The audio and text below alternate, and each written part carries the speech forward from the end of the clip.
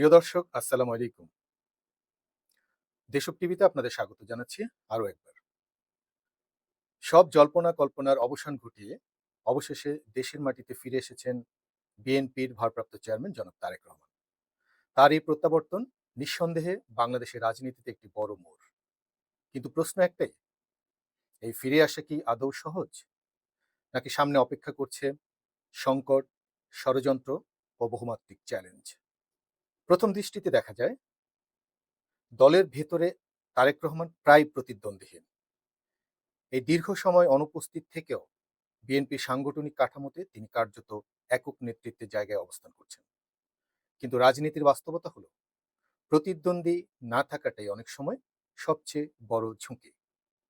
কারণ এতে হিংসা, ঈর্ষা ও গোপন অসন্তোষ জন্ম নেয়, যা ছোট ভুলকেও বড় ইস্যুতে পরিণত করতে পারে। দলের ভেতরের কিছু সুবিধাবাদী গোষ্ঠী বা নীরব বিরোধী তার একটি ব্যর্থ সিদ্ধান্তকেও রাজনৈতিক অস্ত্র বানানোর চেষ্টা করতে পারে। দলের বাইরের চ্যালেঞ্জ আরও বহুমাত্রিক। পতিত শেখ হাসিনার শাসনামলে ভারতের সঙ্গে একতরফা ঘনিষ্ঠতার অভিযোগের রেশ এখনো রাজনীতিতে সক্রিয়। সেই বাস্তবতাকে সামনে রেখে দেশের ভিতর ও দেশের বাইরে থেকে একটি সুবিধাবাদী ও উগ্রবাদী সোশ্যাল মিডিয়া শক্তি দ্বারা পরিকল্পিত বয়ান ছড়ানোর চেষ্টা চলছে। জামাত ইসলামী সহ আরও কিছু দল মনে করেন বিএনপির মতো বৃহৎ শক্তির সঙ্গে সরাসরি প্রতিযোগিতা কঠিন।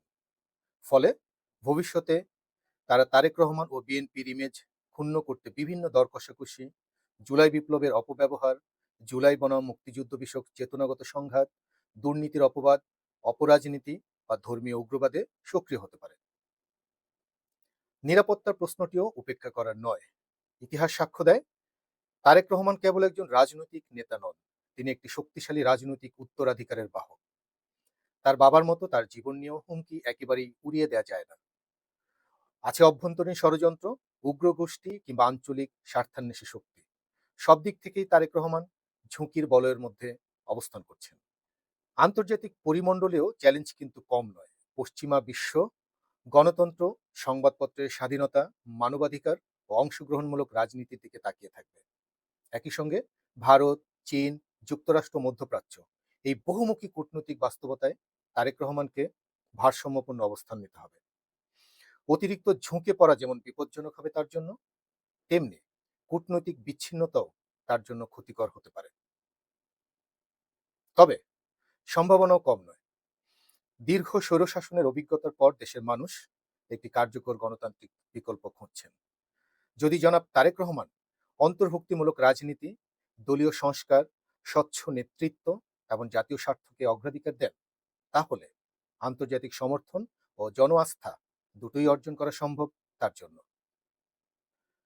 সব মিলিয়ে বলা যায় তারেক রহমানের প্রত্যাবর্তন কোনো সহজ বিষয় যাত্রা নয়। এটি এক কঠিন পরীক্ষার শুরু, যেখানে ভুলের মধ্যে বড় আর সঠিক সিদ্ধান্তই পারে রাজনীতির গতিপথ বদলে দিতে। সামনে চ্যালেঞ্জ যেমন বাস্তব, সম্ভাবনাও তেমনি উন্মুক্ত। এখন দেখা যাক তিনি কোন পথে হাঁটেন এবং ইতিহাস তাকে কোন জায়গায় দাঁড় করায়। প্রিয় দর্শক, এই ধরনের তথ্যভিত্তিক ও বিশ্লেষণধর্মী অনুসন্ধানী রিপোর্ট পেতে দেশব টিভির সাথেই থাকুন। আমাদের চ্যানেলটি সাবস্ক্রাইব করুন, নিয়মিত আপডেটের জন্য নোটিফিকেশন বেল অন রাখুন। এছাড়াও দেশব টিভির সকল সোশ্যাল মিডিয়া পেজে ভিজিট করুন, পোস্টগুলোতে লাইক ও শেয়ার দিয়ে আমাদের পাশে থাকুন।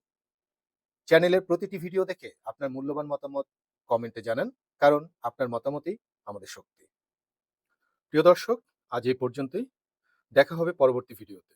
সে পর্যন্ত সবাই ভালো থাকুন। ধন্যবাদ।